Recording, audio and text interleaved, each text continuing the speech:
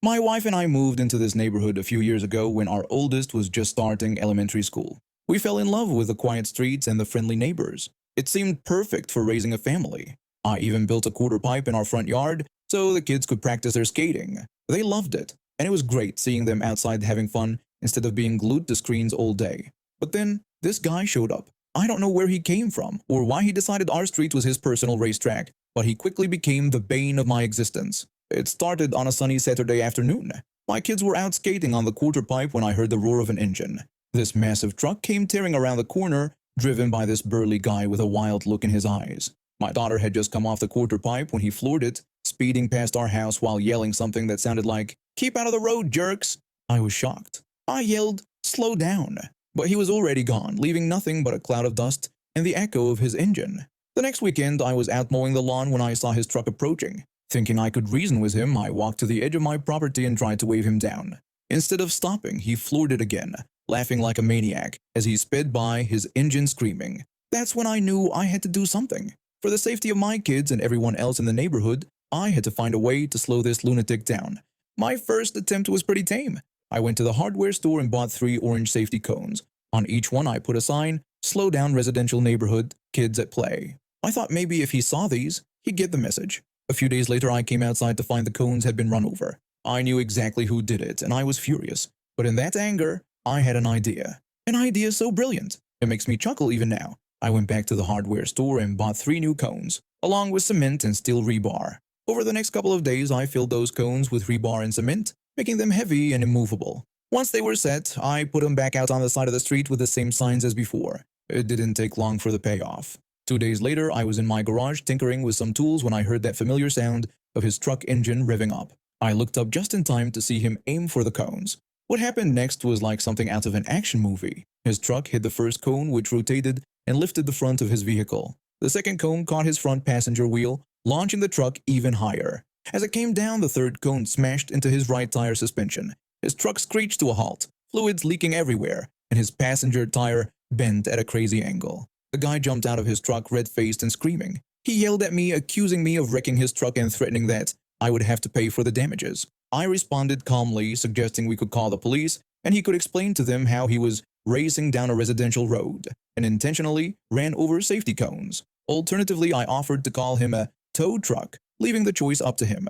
He glared at me for a moment, then grudgingly told me to just call the tow truck. I did, and that was the last time I saw him drive down our street. I was a bit worried he might try to get revenge, but nothing ever happened. We moved out a couple of years later, but I like to think I left that neighborhood a little safer than I found it. I heard that the guy ended up with a suspended license after that incident. Apparently he had a history of reckless driving, and this was the last straw.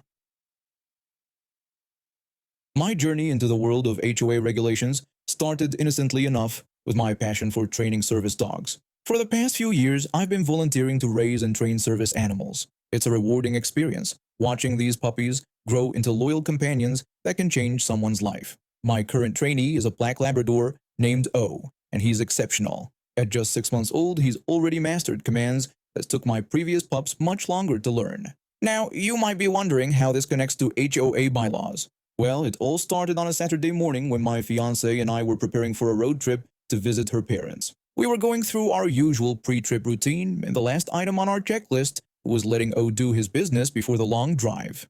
We headed outside and O quickly found his spot. I put him in a sit-stay, handed the leash to my fiancée, and walked about 100 feet to dispose of the waste bag in the nearby trash can. That's when I heard it, a shrill, angry screech piercing the morning air. At first I ignored it, focused on my task. But as I turned to head back, I locked eyes with the source of the commotion, a woman who perfectly fit the Karen stereotype.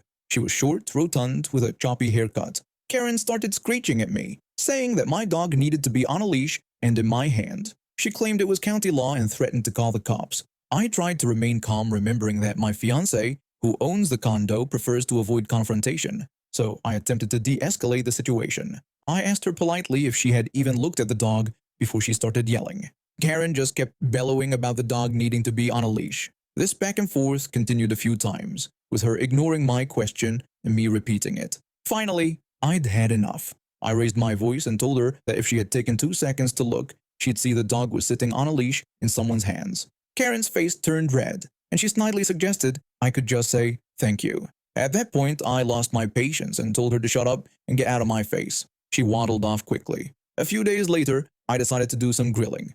Now I'm particular about my terminology. Grilling is not the same as barbecuing. The HOA had recently sent out a reminder about no barbecuing or using charcoal on the premises. So I got myself a small propane grill, thinking I was in the clear. As I was grilling, I heard that now familiar banshee cry. Karen was back, and she was livid. She started screaming that no grilling was allowed, and that there should be no open flames. I told her to shut up and go away, warning her that if she said one more word, I'd be the one calling the cops for harassment by an HOA member. Karen sputtered something about no grilling and open flames, but I cut her off. I told her to get lost and to show me the rule in writing, but not from her. She left, but soon returned with the HOA president and a copy of the bylaws. When they approached, my fiancée took the opportunity to introduce herself and mention an ongoing issue we were having with the HOA, one that involved the state attorney's office asking some uncomfortable questions. The atmosphere changed instantly. They became overly polite except for Karen, who tried to play the victim. She complained to my fiancé about how mean I was to her and suggested I could use some manners when engaging with people. My fiancé, usually non-confrontational, surprised me with her response. She pointed out that she was the one holding the leash and was standing right there when I was grilling. She told Karen that I had given her the same respect she had given me. The HOA president, trying to save face, told me I couldn't have the grill and threatened to call the cops next time. That's when my military background kicked in. In my 17 years of service, I've become an expert at enforcing regulations and reading instructions. So I decided to do some research, and what I found was fascinating. 1. No HOA bylaw can be enforced if it's not in the state database. 2. This HOA's bylaws were last updated in 1994, and this was happening in 2016.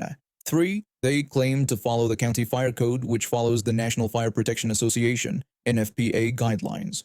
4. I found the exact coordinates of the HOA's property lines. Armed with this information, I printed out the official HOA bylaws from the state database, the NFPA guidelines, and a map of the HOA boundaries. To my delight, I discovered a drainage ditch that was city property, just 10 feet from where I had been grilling. I called the city fire department and insisted on getting a permit to grill on that spot. They thought I was being overly cautious, but I paid the $100 for a 6-month open flame event permit.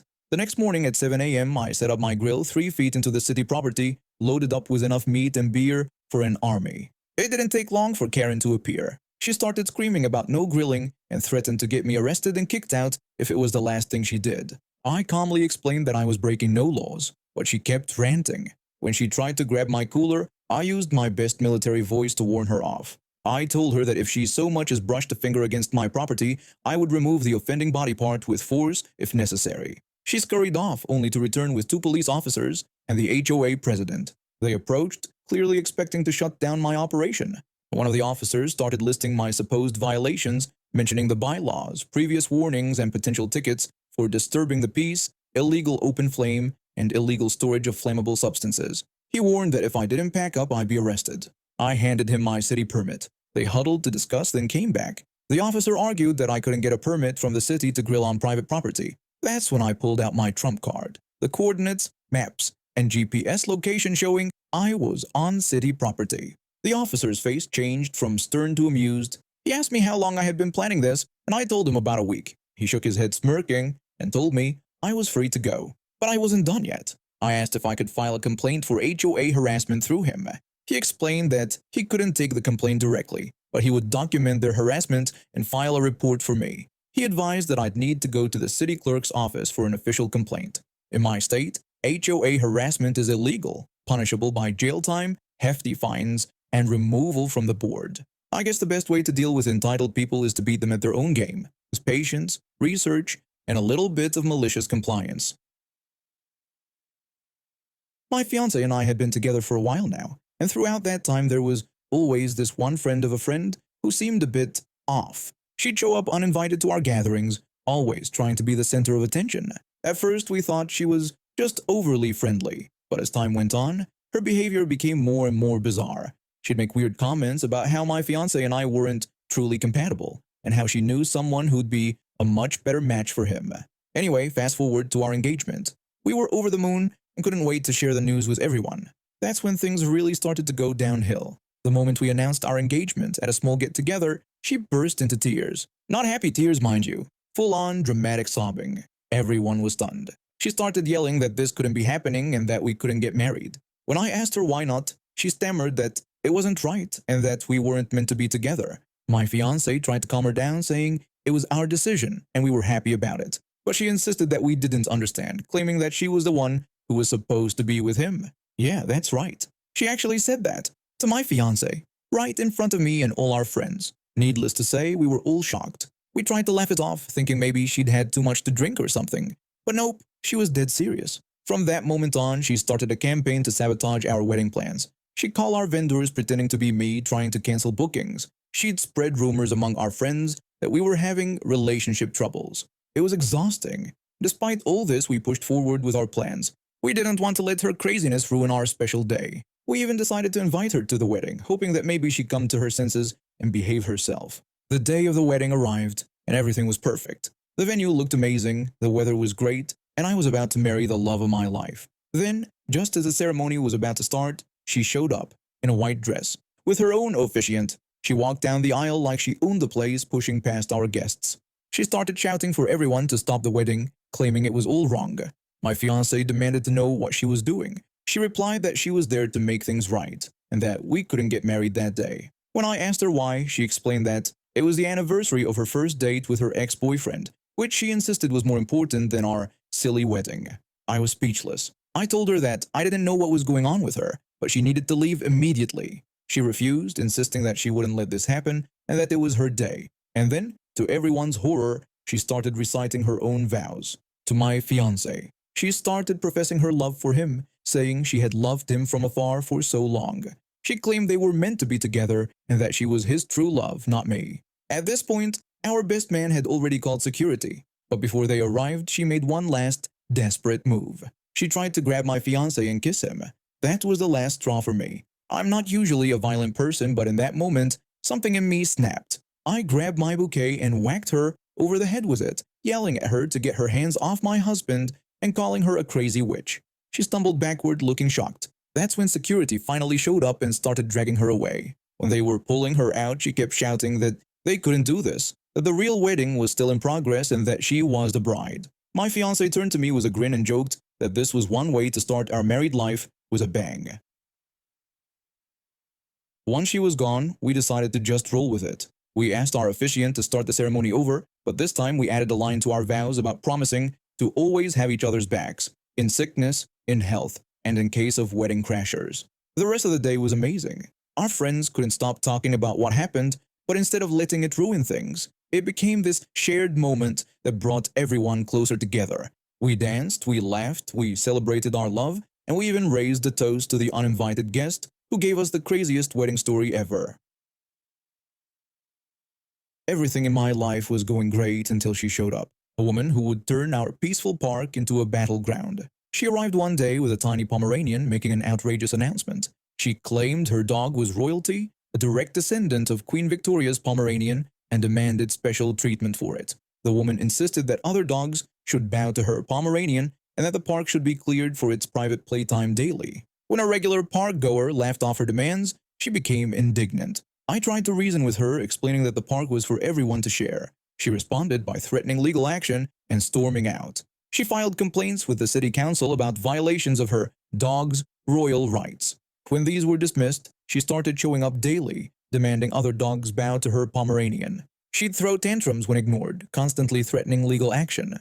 Things escalated when she tried to physically remove another dog from the park during her self-proclaimed royal playtime. I confronted her, telling her she couldn't do that as she didn't own the park. She retorted that her dog's needs were more important than others. In her attempt to shoo away another dog, she accidentally let go of her Pomeranian's leash. The little dog ran off to play with the others, ignoring her frantic calls to return. She scolded the dog, telling it not to mingle with commoners.